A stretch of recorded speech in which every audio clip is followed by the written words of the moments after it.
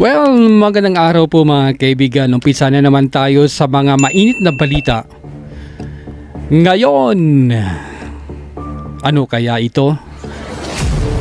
Nako, si Tamba. Congressman Romualdez to face criminal case over alleged 241 billion pesos budget insertion. Ayan, no?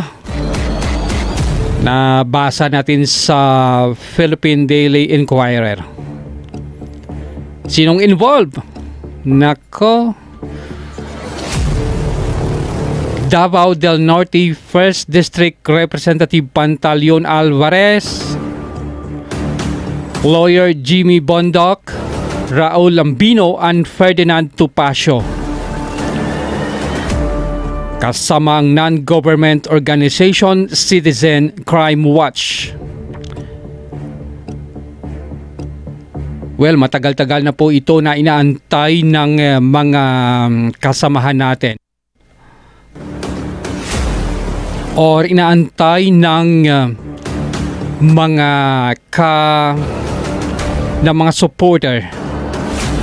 Dahil alam nyo na 2 days ago, si Vice President Sara Duterte inimpeach ng Kongreso. Sino ba ang Speaker of the House doon? Martin Romualdez. Inunahan nila si Vice President Duterte. Nanguna sila para patalsikin bilang Vice Presidente, kung saan may ambisyon si Speaker na umupo bilang Vice Presidente kasi nominate siya ng President. Tapos pag upo ni Speaker ay papahingahin niya ang si Mr. Guapo na Vice. Tapos magpapahinga rin si Banks na Presidente ngayon. Yan ang plano. Pero hindi nila alam na may matapang na tao na hindi takot sa inyo.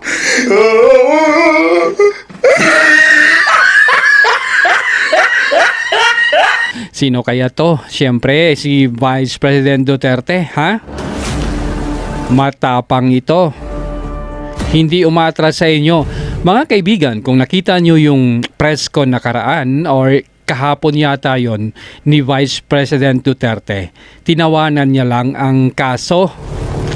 Sabi niya, ma-impeach ba ako? Parang papunta pa lang sila, pauwi na ako. Alright, ngayon ang press con po na doon sa Pandesal Forum doon sa Manila. Pakinggan natin ano ang kuwan nito? Anong nilalaman? Kasi dito si Congressman Alvarez, tsaka kasama ang Citizen Crime Watch, tsaka iba pang mga abogado, mag-file ng kaso dahil sa ginawa nilang budget insertion. Maraming blanco doon. Maraming blanco na pinasa nila doon sa Malacanang na naging GAA. Zero po.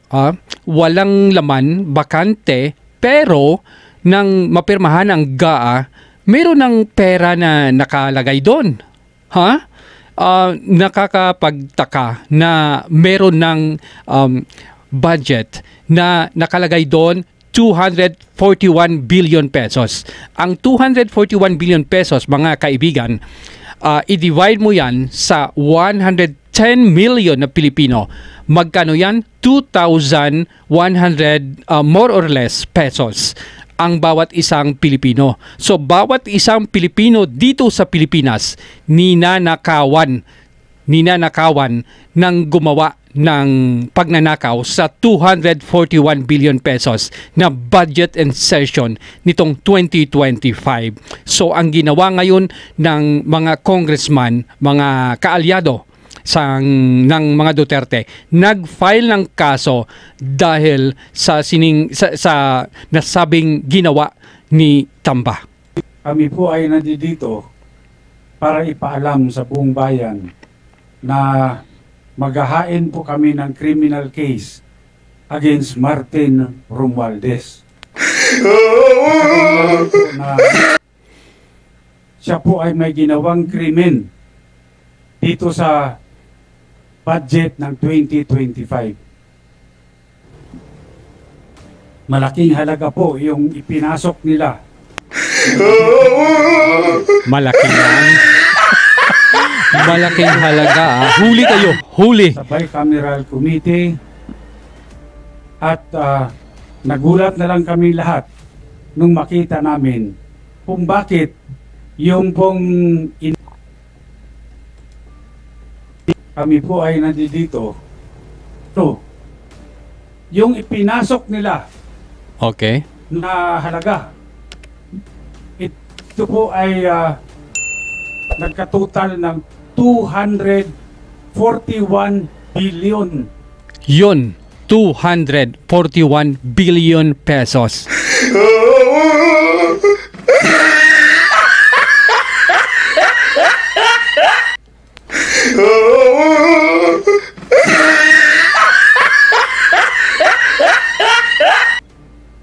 Nakakatawa, guys. Nakakatawa. Ngayon po, ewan ko kung matatawag natin na typographical error yan. Ha? Typographical error? Imposible yan.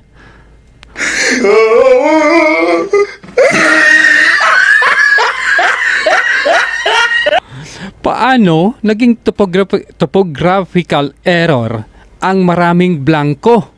O grammatical error. Or Napakalaki po ang grammatical halaga. error? 241 billion. 241 billion, ha? Wala pong ganung halaga ang inaprubahan ng BICAM. Ang BICAM po ang nag-approve ng mga budget, kung magkano ang budget sa naipasa doon sa presidente at saka i-approve niya yon sa GAA bilang General Appropriations Act. Pero maraming bakante yung nilabas o binigay ng Congress, ng Kongreso, nang ipadala doon sa Malacanang.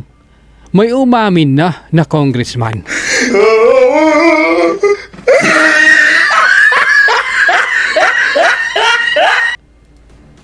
At hindi po rin yun ang inaprubahan sa plenaryo. Bakit po nagkaroon ng Hindi na aprubahan yun sa plenaryo. Bakit nagkaroon ng 241 billion pesos? Nang ibig sabihin nun, 200 or 2,000 per head na mga Pilipino ang dapat ibigay pa sa kanila. Pero per person na mga Pilipino, pag nakawan ka ng 2,000 pesos, nako!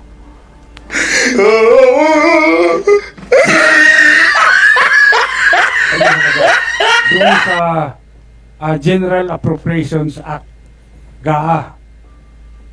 Kanya po, ako bilang isang nakaupong congressman, ay kinakailangan ding ipakita ko sa taong bayan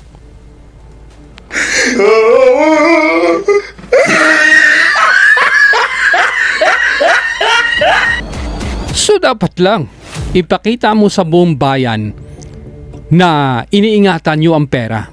Hindi pareho sa 241 billion na to. Blanco sa BICAM, pagdating sa presidente, meron na.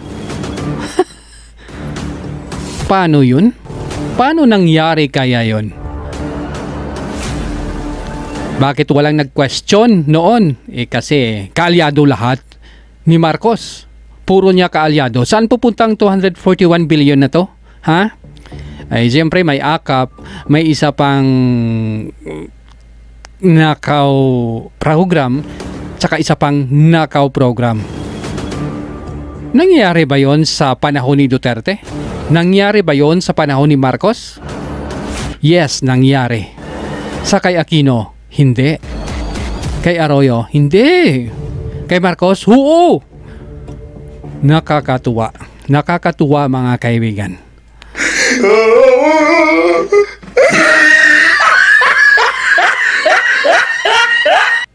Well, balik tayo dito kay Congressman Alvarez. Na kung merong mali, siguro kailangan din natin panagutin kung sino yung may gawa ng krimen. Mm. At dito, dahil po ilang araw na kaming nag-request ng kopya, Nag-request kayo ng kopya. Walang binigay?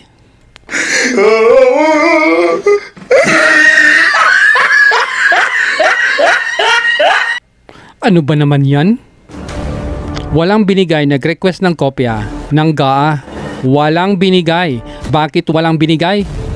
Alam mo, sira kasing printer doon sa Malacanang eh. Pasensya ka na, Congressman, ha? Sira ang printer sa Malacanang kaya hindi pa kayo nabigyan. Naghingi din kayo sa doon sa Congress, doon sa Sergeant of Arms. Hindi pala doon sa opisina eh. Doon sa opisina ni Speaker. Pwede ka maghingi naman yun kasi congressman ka eh. Pero wala pa rin nakita. Sira din yata ang printer ni Congressman Romualdez, no? Walang binigay kasi sa iyo eh.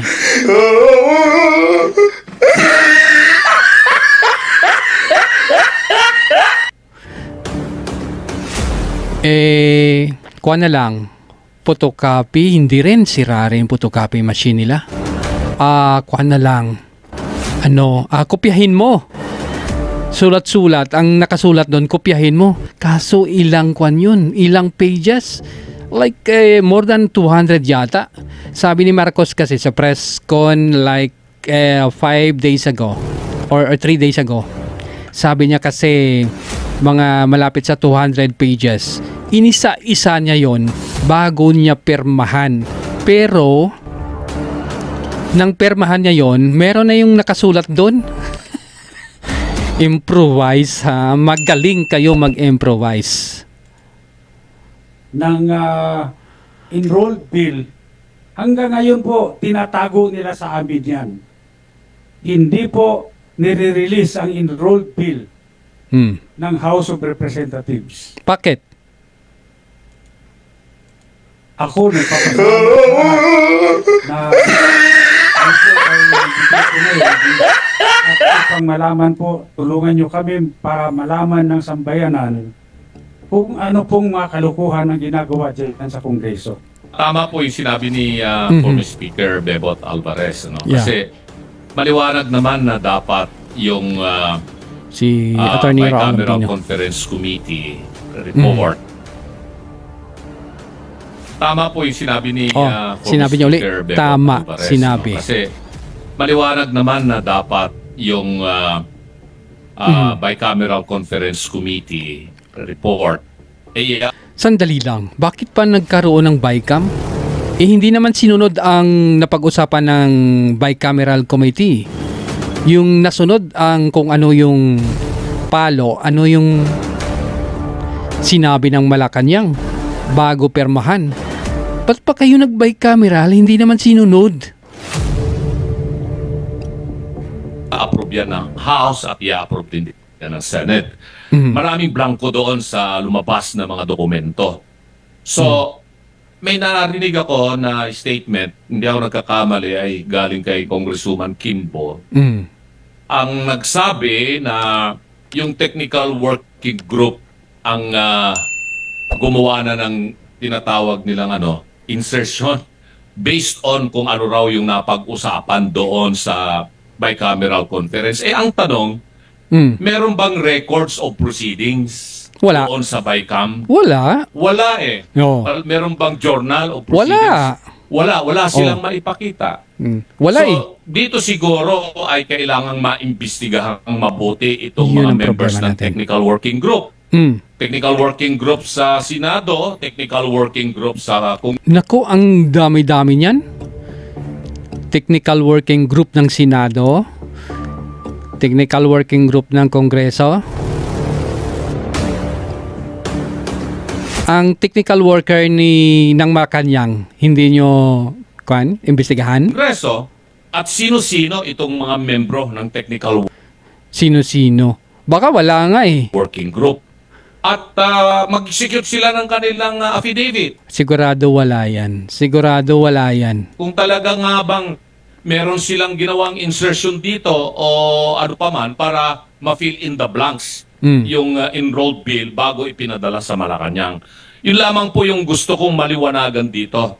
Dahil ay statement nang galing yan sa balita na napakinggan ko at nabasa ko na statement allegedly ni Congresswoman Kimbo na yung technical working group ay pinunuan. Yung si Kimbo, yun ang problema natin eh. Baka bumaliktad na yan. Itong mga blanco na nandito sa mga dokumentong lumabas na mga BICAM report na may pirma naman yung mga members ng BICAM committee sa House at saka sa Senate. Sa tinagal-tagal ko ring staff, Speaker Bebot, dyan sa Kongreso magmula 87 hanggang sa Senado.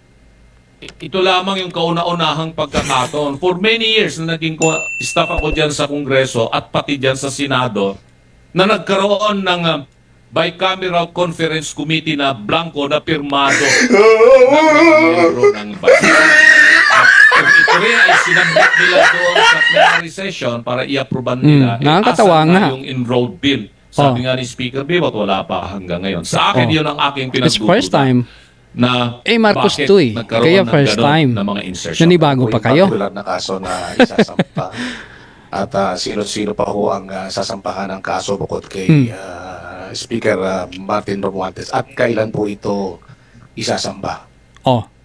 Si Sa Kimbo. aking pagkaalam, no, pwede akong i-correct ng aming mga abogado rito kung meron ako makaligtaan na pangalan. Number 1, siyempre si Martin Romualdez. Pangalawa,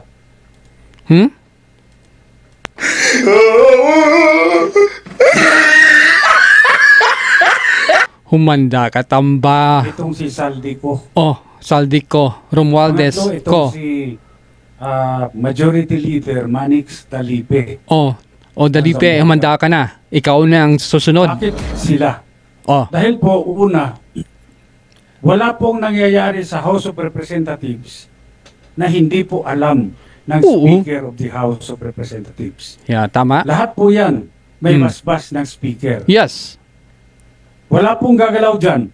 Kaya nga kapag speaker hindi siya. po sinabi ng Speaker. Oh. Kaya nga po dito, Itong si sigurado ako, Congressman Alvarez ay naging speaker na rin to, di ba?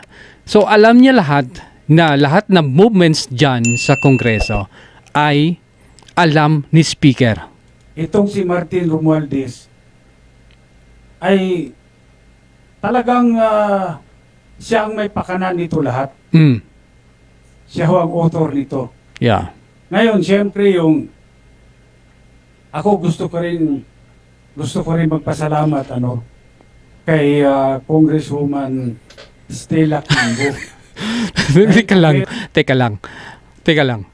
Mapasalamat siya kay Congressman Kimbo. Bakit? Tawanan muna natin.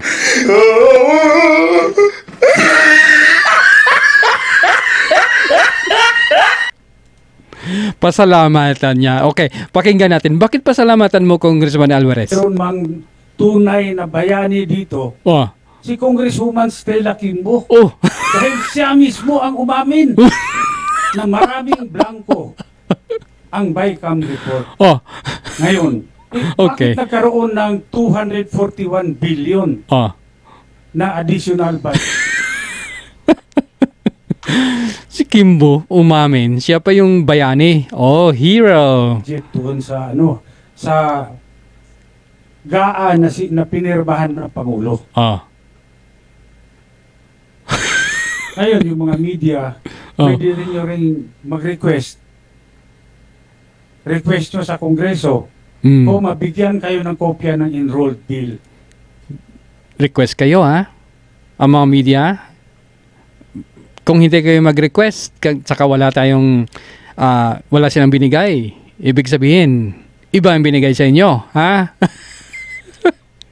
Bakit mahalaga ang enrolled bill? Kasi dito natin makikita kung ang enrolled bill ba ay Ang iniisip ko niyan, baka ang enrolled bill na ibigay sa media, baka blankohin na rin nila. Kasi hanggang ngayon, wala pang enrolled bill na nilabas eh. Pinirmahan mo, tapos walang enrolled bill? Ano yan? faithful reproduction nung kung ano yung inaprobahan ng Kongreso sa plenary. Dahil kung ito ay magkaiba, abay malaking problema yan. Hindi nila nilalabas yung enrolled bill. Ako may suspetsa. Hindi lang suspetsa yan. Totoo na yan. Yung suspetsa mo, Congressman. Hindi suspetsa yan. Totoo talaga ang suspetsa mo, ha? Kasi ang suspetsa is a doubt. So, may doubt ka pa kung totoo o hindi. Pero sinasabi ko na sa'yo, totoo talaga. Hindi, wag ka na magsuspetsa.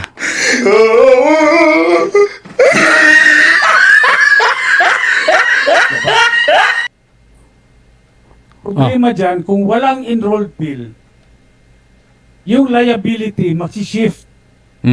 Mapupunta sa Office of the President. Pinirmahan niya, walang enrolled bill. Sino naglagay ng blanco? Hindi sila. Kaya malaking problema. Yan. Siguro mabuti.